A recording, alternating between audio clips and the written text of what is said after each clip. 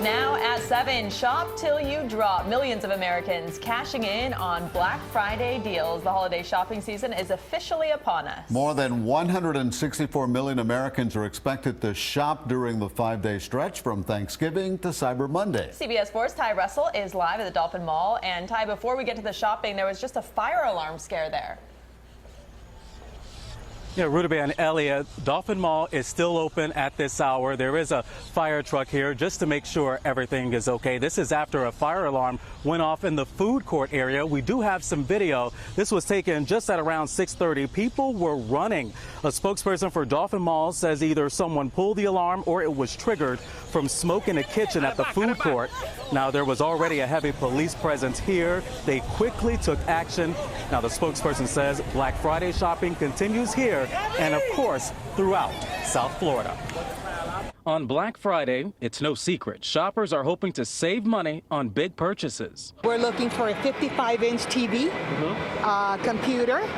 We're looking for winter clothing. One stop for deep discounts is at Dolphin Mall. Just sweaters and cashmere, parkas, and all things winter wear. At Aventura Mall, shoppers waited for a chance to get the deals on jewelry. These things are very expensive, okay? And this is a bargain, and we're gonna take this bargain and run with it, okay? Shopper 4 was overhead Sawgrass Mills as a line stretched out the door for early birds who waited for the best deals.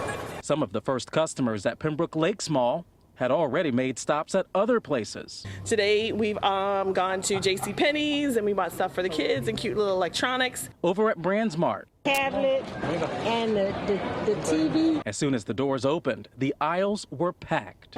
I like it because I get to get a lot of stuff. Researchers with Adobe Inc. believe close to $150 billion will be spent the 5 days around Thanksgiving.